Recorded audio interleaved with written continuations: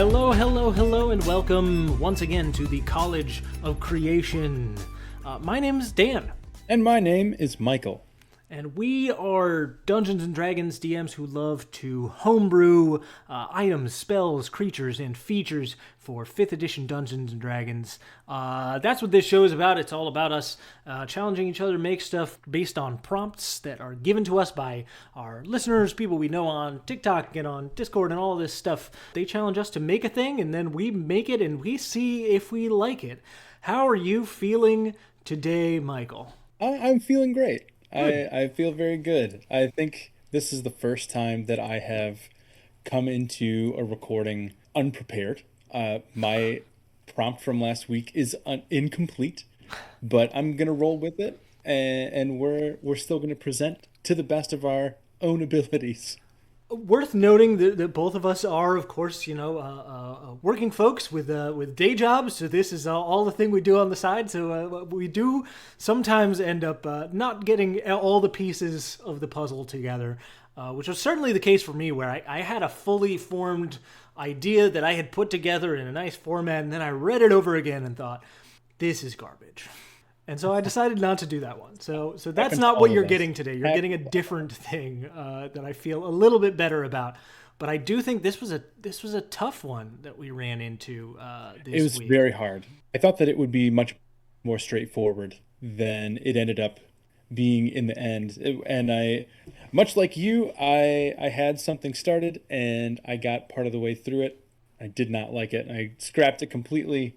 There were a lot of variables to consider with this prompt. Yeah, no, I'm excited to see what we both ended up coming up with, because it sounds like we both started with one idea and then scrapped it entirely. But we're getting maybe a little bit ahead of ourselves. There's usually we have some other thing that we want to talk about, but I think both of us are just very eager to get into this, and hopefully that bodes well. But I wanted to sort of take a step back a little bit, because we've been talking about a lot of homebrew items and things that you could add into a different game, into a different setting or anything like that. But what we haven't really talked about yet here is the idea of homebrew settings.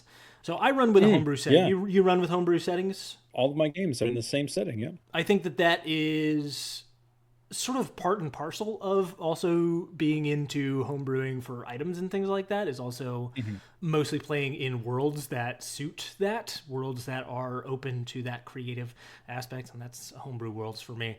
Yeah. Part of it is also that, like, I don't know if this is true about you, but I have a hard time just like being the encyclopedia of somebody else's lore. There's just so much information. You have to know absolutely everything. And it's like, well, that's just not my style. I respect a lot of people who can keep all of that in their brains. But I'm going to make up so much lore on the fly in my games. And my players know this. They come to my game knowing if they ask a question about some deep lore, I am more than likely pulling it out of nowhere. That's the beauty of the homebrewed setting, though, right? Is that it can come from nowhere and immediately become canon, and it still functions, right? The game still goes on, nothing is derailed, and as long as there is some type of suspension of disbelief, you and your players can move forward with this thing that supposedly had been, in place for however long. It can become a universal truth in an instant, and that's something that it can function in a pre-written adventure, but not quite as fluidly or organically, I worry so much about accidentally putting in something in an existing lore, in an existing setting, that's going to just like completely ruin the canon or the cosmology or whatever else, whatever other like self-contained internal logic is going on there, that like something I'm going to do in the game because I wanted to make that ruling, I wanted to make that call, I wanted to make that item, like it's going to fly in the face of something that's established, and then it kind of throws out all of the rules, and then I'm terrified that somebody's going to call me on it and be like, wait, but that doesn't make sense in the world that you've built. And I'm like, I didn't make it though, my bad. So yeah, I don't know. I am right there with you. I really value not only the worth of my own input in the world, but also the worth of my players' input. And when you're running multiple games in the same space, all of those different games, all of those different characters can inform each other. And that to me is so thrilling, that to have this game or this, whatever you're working with, a continental world, whatever it may be, it becomes a living organism that is shaped as you go, Yeah. and is shaped by the different pockets of characters that operate within it, and that is wonderful. I love it so much, though. You're absolutely right that like that collaborative world building has become a huge part of how I start any campaign, anything like that. I just started a new game where this group, they were interested in playing some more like morally gray sort of characters who are maybe not super in line with the potentially corrupt kingdom, but are also like they're playing the line of like how do we get by while also keeping our heads down, while also not getting Sure. into anything that's too hairy on purpose. I didn't really have like I guess thieves guild or just an underground organization in the city that they were going to start in, and so we built it together. I went around in the circle, and somebody would name a character, and then somebody else would describe elements of that character. So it became this really collaborative. Like you're building the NPCs, you're building the structure of your organization, and you are building how that organization interacts with the world around it in real time, in session zero. So we did that to build out a part of the world that I had not put in there. And I just think that that's the coolest thing, is when I can hand off that responsibility to the players and we can build a thing like that together. It's always so fun. And you can't always do that same thing if the world is too set in stone, you know? I actually just recently made a TikTok about this, maybe last week sometime.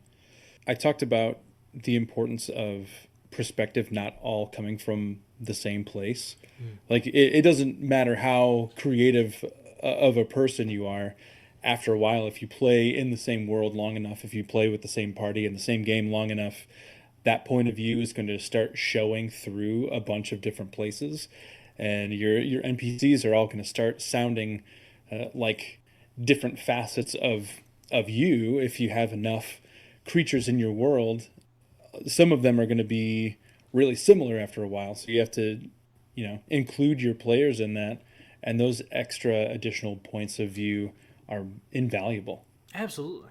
On this topic, is there some aspect of your homebrew setting that is like your favorite thing, like whether it's like the way that magic works or some location that you think is just really cool? Yeah, a location also kind of collaboratively created. There is a piece in my map. There's a giant space in the center that at the very beginning of my first campaign there, I just titled The Wilds. And it was not ever meant to be anything. It was just a vast wasteland where the only lore that was written for it was that a huge conflict happened there a long time ago. Arcane nuclear warfare that just decimated the land, and nobody wants to go there because it's unstable and very dangerous. So the first year and a half or so of this campaign, nobody even thought to go there. We were very centralized in different cities on the coasts, and now here we are in like this third chapter of our game. The party just decided to go there. There's an artifact that they want to find, and it was randomly selected to be placed right in the middle of the map. So they decided to go after that artifact, and it's in the middle of this thing where this place I had no preparation for. I had nothing ready for this area, and it has now developed into this extremely chaotic, fully driven by randomized table encounter type of setting where they're just walking into a wasteland where anything can happen. At one point, they're walking into a canyon full of magical darkness where nobody can breathe on the inside of it, and then half a day later, they're fighting a minotaur in a maze underground because they fell through invisible sand. So it's just a crazy amalgamation of anything, and basically any idea that I find anywhere on the internet that I'm like, that's a cool encounter. And if it doesn't fit somewhere else, it goes into the wilds, and there's a chance that they can roll and find it. That's very, very fun. I love an area like that. That's just like, I don't know what's here. We're gonna find out together because this is Yeah. just the chaos place. This is just where like Yeah. nonsense happens and No nobody holds goes barred. for reasons. My party's level 15 now, so it takes a lot to damage them, like really brutally damage them. And so this is the place where I've now gotten permission to be like, these monsters are no joke. You are in danger here, so tread lightly. Yeah. What about you? I really like and put a lot of thought into my pantheon. Fairly simple. It's just a handful of like primary deities is an odd word because it's really like these deific forces that are like maybe personified but kind of not also. However, there are humanoid gods, and the way that it works though is these humanoid gods are ascended to godhood. So basically you've got an umbrella of here are the different domains, and there's like a godlike sort of force that sort of rules over each of these various domains. Underneath each individual umbrella are these ascendant deities, and these ascendant deities are figures from the past, figures from the history of the world, who did something that was worthy enough for them to be ascended to some level of godhood, whether it be like minor or major. Love that. Sure. It really is. It brings into question the whole idea of like godhood as something that is beyond mortality. So it kind of plays with this idea that like, are these just the kinds of figures whose stories and songs were made about, or are they actually do they actually have some force of power that is greater or higher than the average mortal? Which is always a question that sort of sits on the top of any religious sort of experience in the world. Yeah, that's really interesting. It's a part of the game that doesn't get explored very often in that way, and that's a very cool that brings into question how things like divine intervention or augury work too. I think those are really fun mechanics to use in that type of setting, because you're almost guaranteed to not get the answer that you want, or if you do, you're not certain that it's truthful. Yeah, definitely. Which is very cool. Everything's pretty hazy, yeah, for sure. And really, I think that allows clerics in my games and paladins in my games to feel like they can still be magical. They can still do their magical thing without being like zealots. They can be more dedicated to an ideal and a cause than to a specific deity, and still feel like that's a good choice, and that like feels like a good narrative. It's a lot to keep track of, but it is fun when you have a table that gets into your world and just like spends time in it as multiple parties or as multiple characters, brings something new to the world. It's always fun to see how it expands. I agree 100%. That's what this is all about, though, right? That like forcing us into a perspective, because I don't think I ever would have thought to make a level scaling item. I'll be honest, your perspective and your approach to homebrewing actually affected how I approached this one as well. That idea of taking something that you don't want, that you just want to like say, oh, I've got this level scaling item, I can't deal with this aspect of it. I have to challenge myself to make something that doesn't rely on that. We love that. Yeah, no, I think it's a great little trick to get yourself out of what might be the normal standard way of thinking. If this is the first time you're listening to us, what Dan is talking about, every time I homebrew anything, whether it's an item, a subclass, a monster, anything, I give myself one rule, and I have to follow that rule throughout the entire homebrewing process. This one in particular, I had such a hard time coming up with the rule, and I don't know if I even ended up with a rule that was concrete this time. Do you want to get into it? Do you want to show me your Let's do it. Item collection? I would we'll love see what's to. up. I would love to. Thanks, Justin, for giving us maybe the first prompt so far that has almost stumped us, at least in getting something to the table. I think this is the type of thing that, very similarly to our other creations, but much more so, it needs time Yeah. because it is such a vast thing. So you can all remember along with us, our prompt going into this week was an item that scaled with a player's level, not a class level, not proficiency bonus, with a 1 through 20 player's level. Yeah. And that's a lot of ground to cover. Most campaigns don't even get that far. Yeah. Well, and most items, even if they do have some sort of scale, they don't scale alongside of a character's progression in that same sort of linear way. Things like vestiges of divergence, which I don't know if you've made anything that's similar to that, but I've made items that have sort of scaled or staged effects to them. Yeah. But it's narrative or it's part of a quest or something like that. It's not really tied to a character's progression. What I found really challenging getting into this was figuring out how to make it not feel like just another class or subclass. I'm trying to give something at like regular levels with character progression, but it feels very strange to be making that for an item.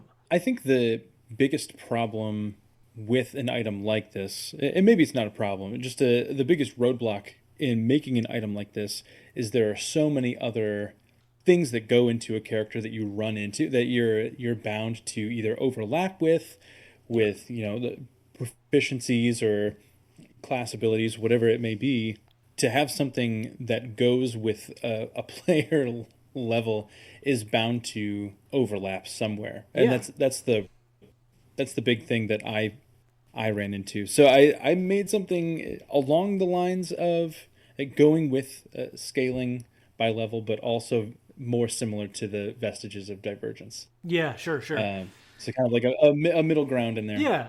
Let's see. Okay. So, as you know, I enjoy very much basing the things that I create around things that exist in the real world and adapting them into something completely different than what they are. Do you know, or are you aware of Robert Plutchik? I am not. So way back in history, there's this guy. His name is Robert Plutchik. He was an expert on human emotion. And a thing that he made was Plutchik's Wheel of Emotions. And that is to say that there are 8 base spheres of emotion, and they all correspond with each other in different ways, and they all fit together in different ways in a cyclical scale. So if you open my document that I've sent you, I did include his actual Wheel of Emotion in there. So I have it open now, and I've seen this before. It's this like rainbow colored, sort of almost flower-like thing with a circle in the middle with the 8 segments, and then off of each segment is almost a petal that goes up into another 3 tiers above, all having like slightly less saturation. I definitely, now that I'm looking at it, I'm like, oh, this is familiar to me from somewhere. The main conceit of the Wheel of Emotion is that each sphere of emotion that we feel, that we experience as humans, has a scale, right? It scales in intensity from very vague and kind of flippant versions of these emotions to very intense and concentrated versions of these emotions. I think the most plain example that is given in the wheel is sadness. So it goes from pensiveness on the very outside of the wheel to grief. And that is the metric that is prescribed to anything else on the wheel, anything from happiness to anger to fear to hypervigilance, things like that. Those are all included on there. So my thought is that every D&D character has some metric of emotion that they go through, whether you're a big role player or not, that does play a part in the decisions that any character would make. So I made a series of 8 items, and they are called Plutchik's Talismans of Inner Metal. I would love to read just the introduction that I wrote for these. Yeah, please. Centuries ago, The great cleric Robert Plutchik devised a new school of magic focused on the development and application of emotion. He saw that a creature's more intense feelings often led to external changes. The mother desperate to save her child could move an object 10 times her weight, or a nervous shop owner would develop extremely acute senses of awareness. After many years of failure, Plutchik was able to isolate the raw power of such emotions and imbue items with it. He called his array of wearable items the talismans of inner metal, 8 pieces of worn jewelry that invoked magic from across the spectrum of mortal emotion. As a guide to his achievements, Plutchik created the wheel below to help others follow his thought process. The public was not ready to invest in his thoughts, however, and after his passing, his research was generally forgotten about. His 8 talismans were traded, sold, buried, or otherwise lost to time. So these are a series of items created all by the same source. They all have the same metric of advancement, and they do go along with a player's level. All of Plutchik's talismans are considered wondrous artifacts. If you're lucky enough to have found one, it requires attunement to use and grows in power the longer that attunement lasts. You can only attune to one talisman at a time, and at the time of attunement, each talisman grants a +1 bonus to either weapon attacks or spell attacks, your choice. But its true power begins to show as you gain levels while attuned to it. So it doesn't necessarily advance based on what your DM wants to give you. It only gains power if you are attuned to it while you are leveling up. So if you level up 5 times while still attuned to a talisman, its unlocked feature becomes active. So each one has an unlocked feature, a dynamic feature, and a galvanized feature. After you gain 5 levels while attuned, you unlock the first stage. After 10 levels, you gain access to the dynamic feature, which is the second level. That also increases your chosen attack bonus to +2. After 15 levels, if you're still attuned to it, you get its galvanized feature, which is the third level. Each new feature is gained in addition to the features that came before it, and not in replacement of them, symbolizing a growth of understanding in your chosen emotion.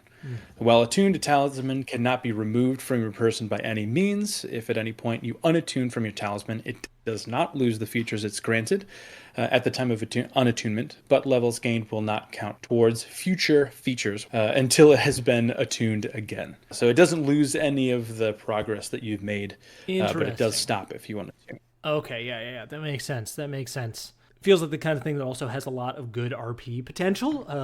Yeah. Obviously, the ruby pendant, the first one here, I'll read through it. This pendant draws on your innate anger to increase resilience and your ability to retaliate. So in the unlocked stage, it represents annoyance, which is anytime you take damage, you can use a reaction to make an attack towards a creature within your melee range. Simple. Easy. Works really well for a barbarian, obviously, or a fighter or something that almost already plays into that rage sort of feeling. And then the dynamic stage represents anger, sort of core, I guess, of that emotional state. When you take bludgeoning, piercing, or slashing damage, you can subtract your constitution modifier from the damage taken.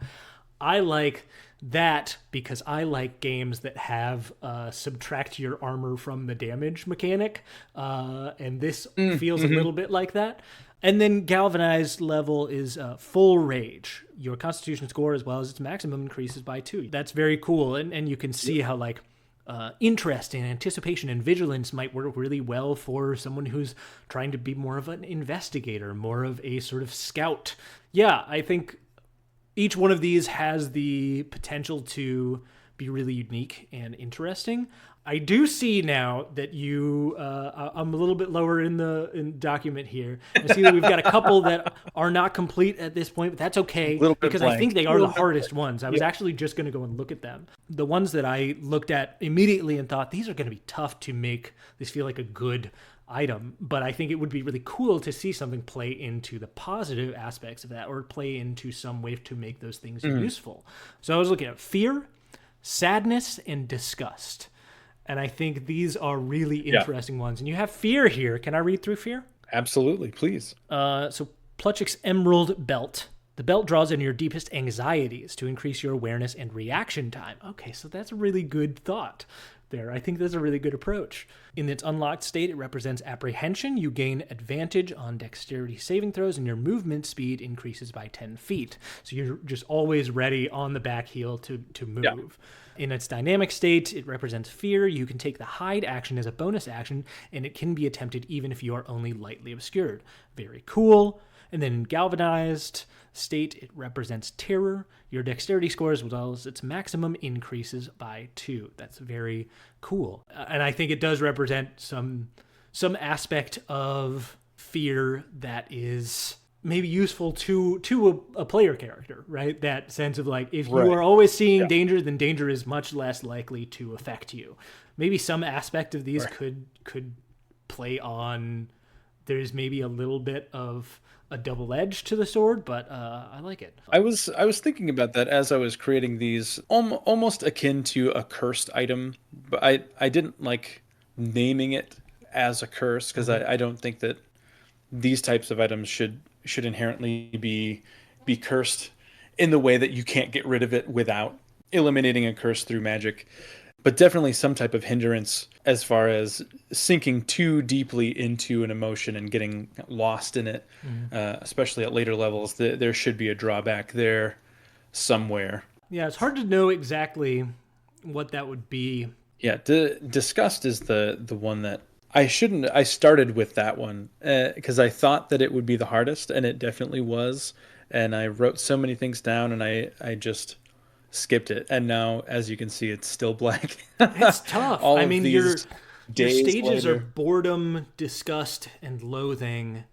And those things are hard to put into mechanics. I think the biggest problem, there were mechanics that fit for several of them, and I would put them down somewhere, and then I would work on something else, and I'd say, oh, that mechanic actually fits better here. So like the movement speed increase was originally under disgust for boredom, because you're bored and you're antsy, so your movement speed increases, but it made a bit more sense Yeah. under apprehension. I think so as well. So there were a lot of times where I had something down and then I just swapped everything around and I didn't like it, so I swapped everything back, and I didn't like it, so I swapped Yeah. everything around again, and it's how it goes. Because Yeah. the nature of the wheel is that the emotions that are near each other have similar roots, right? Right. So you have on the wheel, if you're looking at it, rage is right next to loathing and vigilance. It's in between those two things, and they're so similar.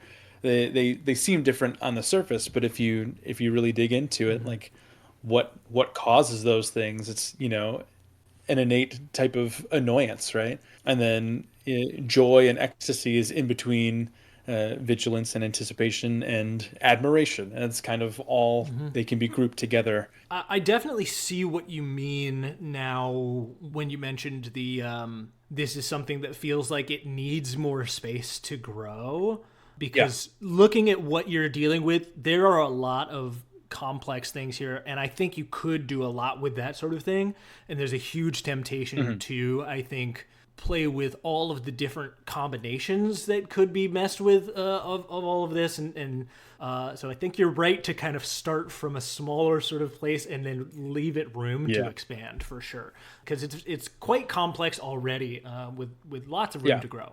That leads back into what I was saying before when you said we were going to talk about it later, and I appreciate that you did that. My one rule for this week's homebrew was I said that there was no combining of emotions. I wrote in the mechanic for now, for my own mental sanity, that you can only attune to one at a time, because the last thing I need is just like a chaotic Molotov cocktail of different heightened emotions, just making characters spaz out. Yeah, that's a lot. Do not want that. Maybe in the future. Yeah. If this ever goes anywhere, Yeah, and I decide to use it in a game. Broadens, I mean, it almost feels like the kind of item set that would make for an interesting MacGuffin for a long, fetch quest sort of campaign.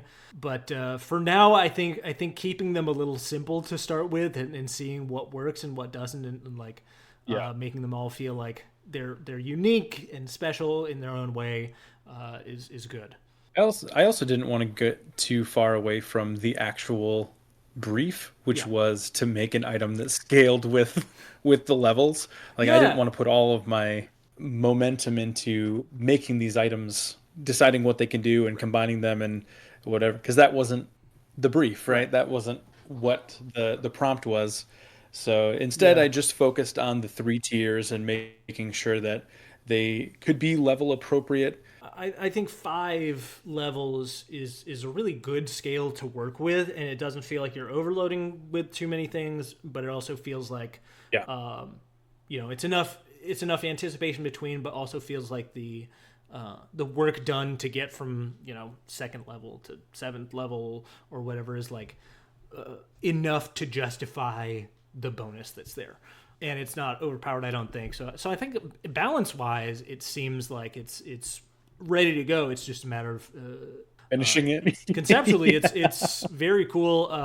Again, I love the way you play with the themes and pulling things from real world inspiration to create those items that sort of mirror that. It's always very cool. Thank you. I appreciate that. As for mine, the rule that I went with, and I gotta tell you, I went through a journey on this one. I'm sharing with you my initial concept that is fully formatted, all the way done. It's chaos, though. You should look at it, and maybe we can make it available to other folks to look at as well. Essentially, the short version is that it is a helmet that grants you bonuses at certain levels based on your starting class and your level in that starting class. So it gives you Oh, different benefits if wow. you started martial, half caster, or full caster / pact magic. Because it's a helmet, it mostly focuses on defensive benefits and a couple of like really Mhm. limited use offensive benefits. I finished it. I read it over again and I was like, this is so complicated. This is too much. I have to put this away. Well, what if it wasn't a helmet? What if it was something else? What if it was just like a blessing? Because, there's all kinds of things in the books now that are like, this is an item, quote unquote, but it's not really an item. And that got me started thinking about, okay, well, there are these like magical gifts and there are boons and there are magical tattoos. Oh, magical tattoos are kind of cool. I like them conceptually, but I never really super got into weaving them into my world. Well, what if I do something kind of like that? It's a little more interesting. So I give you my concept for a similar thing that also is, I think, in need of some revision. But these are skill brands.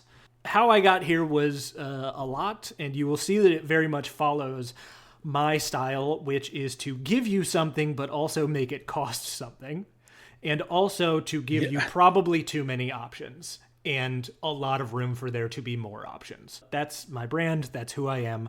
Let me just read you the situation here. Personal progress is only made through dedication and effort. To many, that effort is the culmination of hard work, intensive study, or rigorous training. There are, however, shortcuts that can be taken if one is willing to pay the price. Certain practitioners of the art of enchantment are willing, if not eager, to mar flesh and infuse that flesh with arcanely fueled power. Through intense scarification or hot iron branding, beings can be imbued with powerful enchantments that grow and evolve with them at the cost of pain that never fully ceases. The idea being you get Mm. branded with a magically infused brand that never really all the way heals. The process of being branded is an attunement process, very much like magical tattoos. You gain attunement to the brand. The big difference here is that only a wish spell can break your attunement to your brand. And Okay. when the brand is applied, and then again at each level that grants the creature an ability score improvement, two things happen. One, the brand activates. So Oh, whatever it wow. does happens when you get it, and then every time you get an ability score improvement. And then your max HP is also reduced by an amount equal to a die roll based on the rarity of your brand. So there's a little bit of a cost of your vitality always being a little bit Ooh. less than it ought to be, but for the benefit of being quite a bit stronger than you really should be.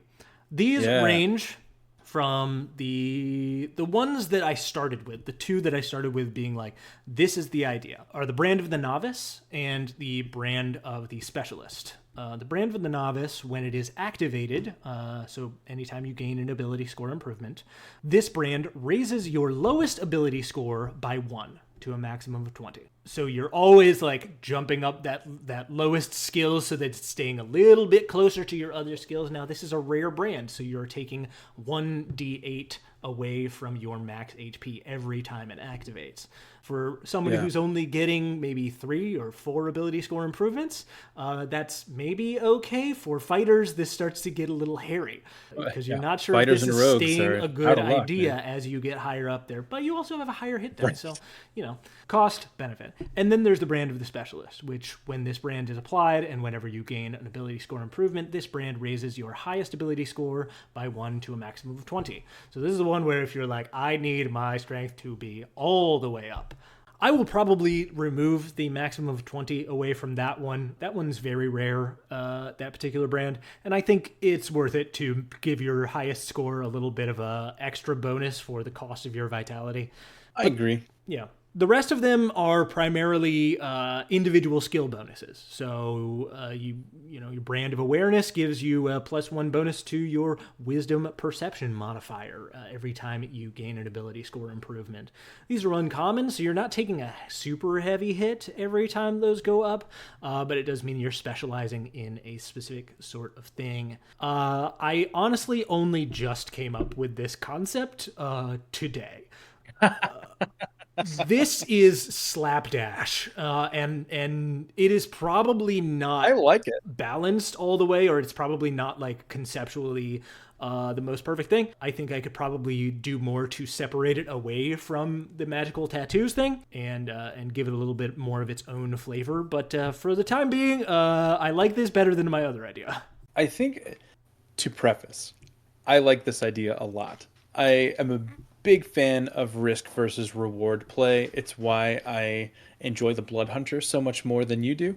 Uh, I think that this is great. I would almost allow that, like, put the amount of risk into the player's hands more. Like anytime you level up, you could invoke this if you wanted, and you Oh, could yeah. just take massive reductions to your health at the expense of being good at one thing. Like if you're a barbarian and you keep taking if you take the specialist brand, yeah, I'll give you a strength score of 30, but you're gonna have 30 hit points. Yeah, Like you you're keep gonna be reducing your so HP by a D10. so unconstitute. Yeah, That's an idea. That is a very bold idea.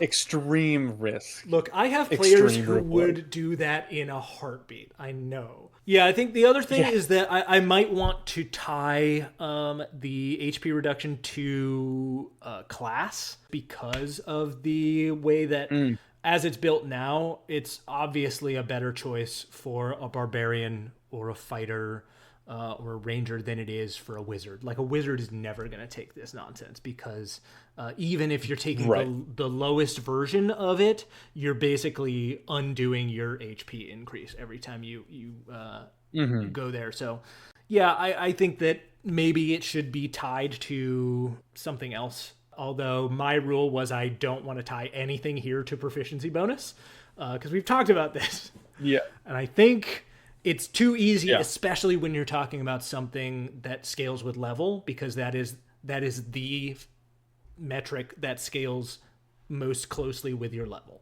I think it should be tied to something depending on starting class or maybe hit die or something like that. I haven't quite figured it out yet. Yeah, this is great. Thanks. I think it's awesome. This one was clearly difficult for both of us. Yeah. I think we just ended up with too many. I at least ended up with too many ideas, I think. And I Me too. just ended up feeling like all of them were too close to something else and I just wanted to create something different. Everything that I had thought of before my final idea just didn't feel like it fit into what I was trying to do, and that was frustrating. Yeah. I was like, I just need an item, but that's a wicked scaling for an item, just very vast for what an item is supposed to be. It's hardcore. So I appreciate that we both found different avenues around that, though, to be like, this still scales with level, but it's, you know, in your case, it's every 5 levels, and it still is tied to the idea that you have to level up while attuned to this thing. This thing is tied to you gaining strength and power in your class. And I like that I went with the ability score improvement, because that's the thing that, like, everybody gets this. It's at fairly consistent levels. I've never really seen anything tied to this thing triggers when you get an ability score improvement. So I was kind of tickled that I was like, I think I found a way to scale this that's different. That's and creative. maybe that's because it's a bad idea. I truly have no idea.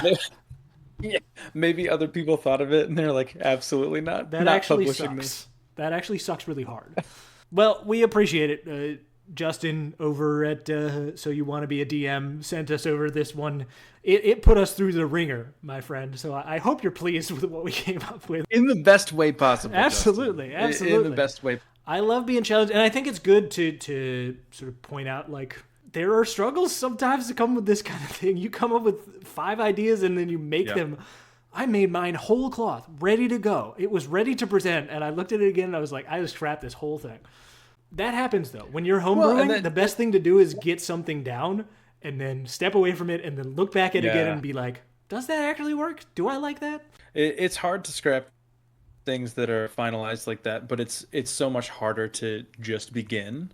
So even if you have to scrap something like that's all within the process of finding the idea that you end up going with. All right, so we are going to roll now. This week is over. You know, all of the stress and pressure that we were under to come up with something for this week. It's all clean slate. Clean slate. Okay, we're gonna roll for a new item or a new creation on our list of homebrew prompts. If you've got a homebrew prompt that you think would be fun to hear us make and talk about, feel free to let us know. You can email us at collegeofcreationpod@gmail.com, or you can come on over and shoot me a message on TikTok. I'm at Sir Dr. K, and our friend Michael over here is on TikTok at Michael_Barlos. I'm going to roll for this week's item.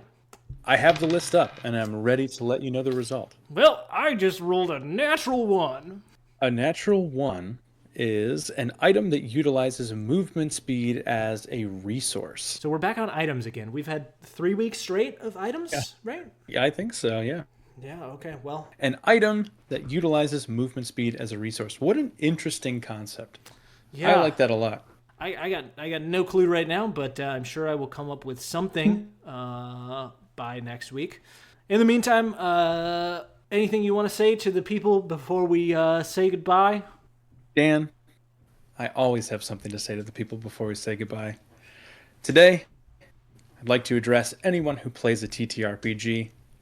If you're just getting into it, if you've played for 20 years, more than 20 years, anybody who enjoys playing in any medium, in any capacity, as long as you are not causing harm to yourself or causing harm to other people, however you choose to play, that's the right way to play. And don't let anybody else tell you differently. 1000%. There's a table out there for everybody. And I hope you find the right one for you. Thanks so much, Michael. It's been a pleasure. Thank you as well, Dan. You have yourselves a beautiful day.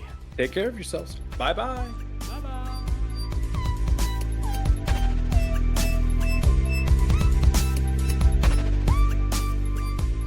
Hey y'all, thanks for listening to this episode of the College of Creation. If you want to see our creations from this episode and all our past episodes, you can find those for free on our Patreon page at patreon.com/collegeofcreationpod. And if you decide you want to become a patron, you'll also automatically get access to any revised versions of these creations, plus our patron Discord and bonus chats with Michael and me, where we just talk about anything and everything D&D. We play games, we have a good time. You can send your homebrew prompts and questions to collegeofcreationpod@gmail.com. Our music is by Fuser Wolf. You can check out his tunes on Bandcamp and Spotify. Thanks again all for listening, and we will see you right here again next week.